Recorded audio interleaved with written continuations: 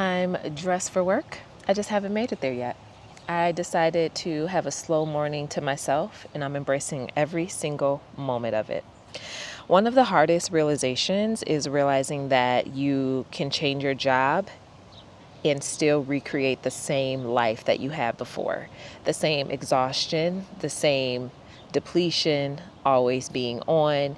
It's just quite literally a prettier version of the same life. That's tough.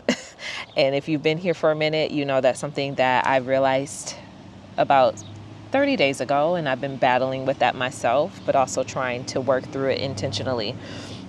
I found myself exhausted, overworked, always feeling on. I even had a dream about work, which, girl, what? Like, and y'all getting my dreams? No, absolutely not. I've definitely felt like frustrated and burnt out, and I've just had moments of just feeling very stuck.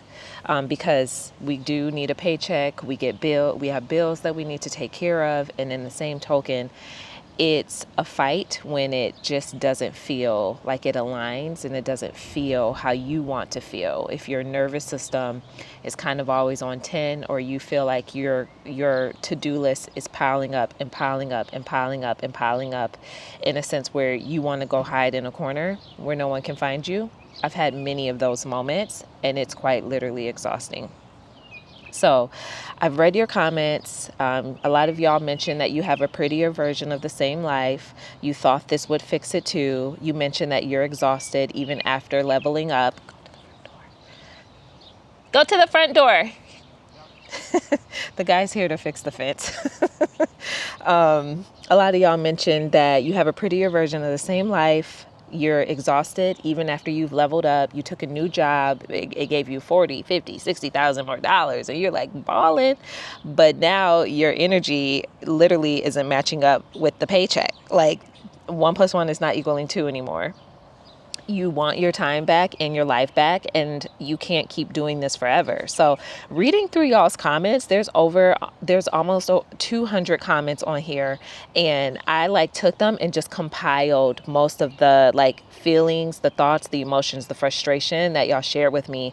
And it 1000% showed me girl, you aren't the only one that feels this way. So why don't we talk about this more? Why don't we have more of these conversations and express this more in these spaces, right? Not just with our therapists, but amongst girlfriends. Not, sometimes maybe you don't have the ability to express this with some coworkers, but sometimes you do, because when you're like, girl, I need a minute to vent. I've had many of those minutes, and I'm like, thank God for my girls that have held space for me to just have a moment and vent and express my frustration, but also understand that there's a pattern here, and the pattern can sometimes just feel like, I don't think I'm a cycle breaker at this point. I just need to find what's going to work best for me, So instead of pretending that I've mastered it, because I haven't already, I'm actually still walking through this real time with y'all. Now, I've exited a job a couple months ago, so I've done this once before, and I will say my exit plan worked well, especially for the period of time that I had off to myself. But I want to create space for us to talk about it. This doesn't really exist. There isn't really space where you can bring your coffee, bring your tea, bring your frustration, bring your exhaustion, bring your questions, bring your complaints, bring your thoughts, bring your plans, bring your dreams. There's no space like that. And now that I'm looking back, I've been going through this feeling, through this journey of my life with job for literally 20 years. I've been in therapy for almost 9. I'm about another 10, 11 years short on therapy sessions, because girl, what? This is so many people's reality. This is so normal for a lot of us on a day-to-day basis. And we try to pacify it. I don't want to pacify it. I don't want to make it seem like it's okay. I want to be able to complain and understand that I can have gratitude within the complaint. Yes, I'm grateful. I understand that I'm grateful that I have a job, I have a paycheck, I have support right now too. I am extremely grateful for all of those things. And I can still be extremely frustrated in the same token. I can still feel like I need some things to change in my life in the same token. I can still be grateful, but realize this isn't the best fit. I can still be grateful, show up and do my job and realize that I want more. I'm destined for more. I can still be grateful and understand that I actually want to do things on my own terms. It's 10:30 right now. I'm headed into work in a little bit because we have an event later this evening. So I said, you know what? I'm not going to get there at 8 a.m., 9 a.m. and work till 9 p.m. I'm not doing that today. I will get there at 11 and do my 8 hours and then leave when it's time for me to leave. That has become my boundary because guess what? In the beginning, I didn't have that boundary.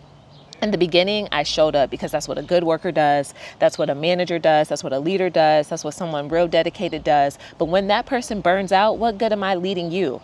What good am I if I don't actually operate from a place of like excellence, operate from a place of like high boundaries, operate from a different place of like fullness in my cup? If my cup is depleted, what am I offering you? And why is my cup depleted in the first place? Why does it seem so normal that we all got to be frazzled and fried and chaotic and stuff like that? Like, create conducive environments, you know? And sometimes that environment just starts with us here by settling our nervous system, by settling our exhaustion, by settling our decision and our choices.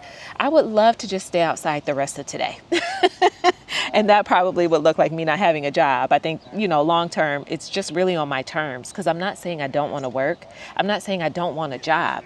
I'm just saying I want one that's on my terms and that fits with my needs, my boundaries, my desires, my wants. You know, it works well for my nervous system because I enjoy working. I enjoy being around people. I enjoy having conversations. I enjoy community. I've met some lovely people, even just this past week being at work. And I love having moments like that where I can just be out and connect with people. But at what cost? At what cost, you know? So next Saturday, I'm hosting a live conversation for women that are like quietly just rebuilding their life. Because I think this is a part of a bigger movement. This is definitely the great rebuild. I'm noticing it heavy in the millennials. I'm noticing it heavy in Gen X, my girls that I work with that are Gen Xers. I'm noticing it very heavily. We're realizing like, hey, I don't think I can keep doing this anymore. This isn't working for me. What do I really want? What do I want to change? What part of it actually isn't working? Where can I have a safe space that maybe isn't amongst my coworkers where I can vent and like let it out and we can talk through things? Where am I legitimately exhausted? Like, and you never know who you meet when you're in a circle like that. Some of my best breakthroughs, my best revelations, my best self-discovery, even my brokenness has come through being in a small group and community. And I'm in one now, actually, and I love it. We meet every single Wednesday. I look forward to that Wednesday. I have it blocked off on my calendar. I try my best to keep that hour sacred. I take it on my lunch breaks. That tells you how committed I am. And sometimes I do end up having to go back to work or like do something. So it does take me away from the time that I have blocked off. But no, regardless, I definitely try to keep that time sacred and keep that time for myself. And when I meet together every Wednesday with that group, it's like our energy propels each other because we're all working towards being better on YouTube. We're all working towards sharing our stories. We're working towards coming on here, being vulnerable and like expressing ourselves and our frustrations and the changes that we want to make. And I mean, some of the girls are empty nesters. Some of the girls are travelers. Some of the girls uprooted their family and moved out of the country. Like it just feels so magical when we are together in this space. And I want to have this conversation feel magical. I want it to feel like, hey, this is where you can come and take a deep breath. You are safe here. And like, you feel held. You feel loved and you feel held and you feel like you can release. So I have no idea what this is going to become. Bring your questions, bring the frustrations, bring the piece of you that has been like quietly trying to hold it together. Bring your tears, bring your tea, bring your coffee, bring your London fog, whatever is going to make you feel good and whatever just like creates ease. Set the scene for yourself when you join the call. Be outside. Be in nature, be in your greenhouse, be in your little corner, your nook of the living room. Be in your kitchen, be in your bed, girl. Come with your bonnet on, okay? This is a come as you are. Now I haven't picked the time yet, so I don't know. Maybe it's listen, depending on life, it could be 4 or 5 or 6 p.m. and you are in that bonnet. Because baby, a time is a time, okay? A time is a time.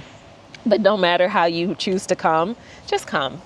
I don't fully know what this is going to become yet. Maybe this becomes monthly conversations. Maybe it's bi-weekly conversations. I don't know. But I want us to start here. This may be something bigger. I don't know. But I know enough of us are like feeling this way right now. And I don't think we're supposed to navigate these feelings alone anymore. And I don't want to. I want this space. I want this space for me. And I want this space for you. So if this resonates with you, I would love to have you in the room next Saturday. The link is going to be in the description. I'm thinking about limiting the seats. There's something about I like intimate, but I'm going to pray on it. I'm going to pray and see where I feel like God leads me. There may be limited seats, or there may not be. And yeah, I want us to start here. So I hope today is a beautiful day for you. I hope you spend some time journaling down what your next steps are. I will say I feel a little more peace because I have spent the past 5 days doing that now. And I'm looking forward to where we're headed, where this is going. A lot of gratitude. And thank you for trusting me with your story, your frustrations. There's a lot of comments that I still have to get back to, and I've been trying to do it little by little because it hasn't just been the women on YouTube. There's a whole community of y'all on my Substack. I was like, girl, what? What? Why aren't we talking about this more? We gonna be talking about it because this is a part of our reality. If you are a working woman, you have felt this in some capacity, some way, some form, So, is that another hawk? It's really this season. And he's just gliding. That has to be a hawk, right? They glide. I wonder, what does a hawk mean? What's the symbolism? Because is he following me? I literally drove 1.5 hours to be where I'm at. Girl, let me go in the house. Okay, y'all. Until the next video, peace out, take care, and I truly hope to see you in the room.